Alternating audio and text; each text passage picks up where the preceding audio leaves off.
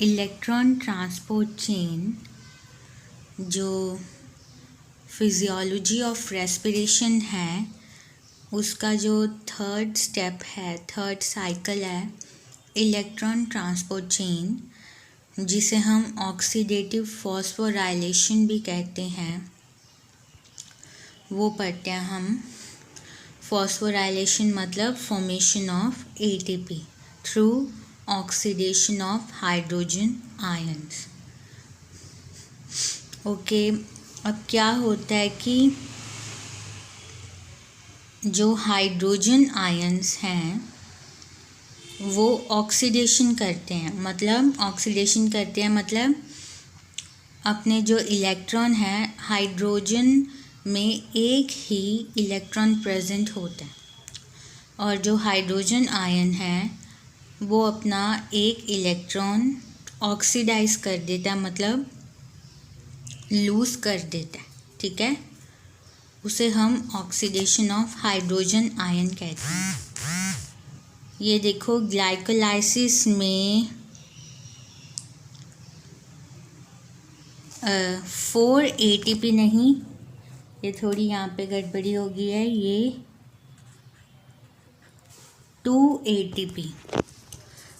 ATP molecules बनते हैं और 2 NADH के मॉलिक्यूल बनते हैं ग्लाइकोलाइसिस साइकिल में।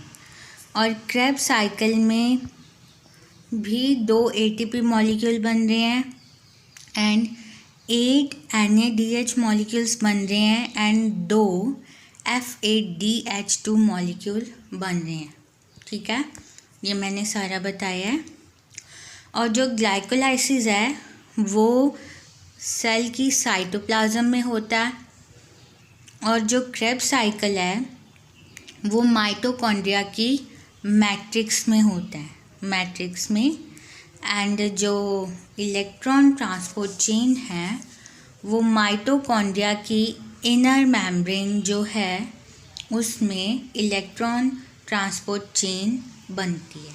आगे जाके मैं आपको माइटोकॉन्ड्रिया का स्ट्रक्चर दिखाऊंगी, उसमें आप matrix, inner mitochondrial membrane and outer mitochondrial membrane and inter membranal space देखेंगे। अब क्या होता है, ऑक्सीडेशन कैसे होती है? जो NADH मॉलिक्यूल बनते हैं ना ये साइकिल्स में, वो NADH मॉलिक्यूल अपना हाइड्रोजन जो है वो लूज़ कर देता है। ठीक है, हाइड्रोजन लूज़ कर देता है और जो H पॉजिटिव आयन है वो अपना एक जो इलेक्ट्रॉन है वो लूज़ कर देता है, जिसे हम कहते हैं ऑक्सीडेशन ऑफ हाइड्रोजन आयंस।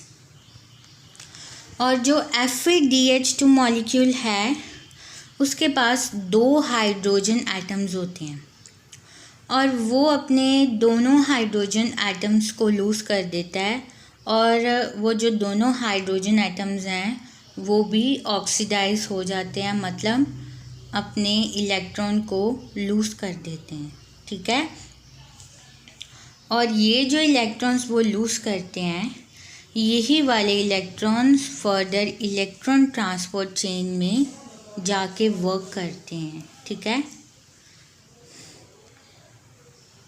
ये देखो मैंने यहाँ पे बताया है, जो H पॉजिटिव आयन है उसके पास भी एक इलेक्ट्रॉन है और जो दूसरा उसके पास भी, ये दोनों इलेक्ट्रॉन्स जो हैं वो लूज़ कर देते हैं। आगे ये मैंने बताई है, कॉम्प्लेक्सेस बताए हुए हैं। ये देखो, ये कॉम्प्लेक्स 1 है, ये कॉम्प्लेक्स 2, ये कॉम्प्लेक्स 3 एंड ये कॉम्प्लेक्स 4। ये जो चारों कॉम्प्लेक्स हैं ये इलेक्ट्रॉन ट्रांसपोर्ट चेन बनाते हैं। ये जो बड़े बड़े से स्ट्रक्चर्स बनाए हैं ये प्रोटीन्स, इन कॉम्प्लेक्सेस में प्रोटीन्स प्रेजेंट होते हैं। ठीक है, ये प्रोटीन्स कहाँ पे प्रेजेंट होते हैं? माइटोकॉन्ड्रिया की इनर मेम्ब्रेन में ये सारे प्रोटीन्स प्रेजेंट होते हैं। कौन कौन से proteins? Flavoprotein, iron sulphur protein, cytochrome b, cytochrome C1, cytochrome a, cytochrome C3 and ubiquinone. जो यूबिक्विनोन है वो प्रोटीन नहीं है, वो एक कोएंजाइम है, पर वो भी इन प्रोटीन्स के साथ इनर मेम्ब्रेन में प्रेजेंट होता है। These are cluster of proteins found in mitochondrial membrane that transfer electrons to form ATP। अब ये स्ट्रक्चर देख लो अच्छी तरह से। जो कॉम्प्लेक्स वन है उसमें आयरन सल्फर प्रोटीन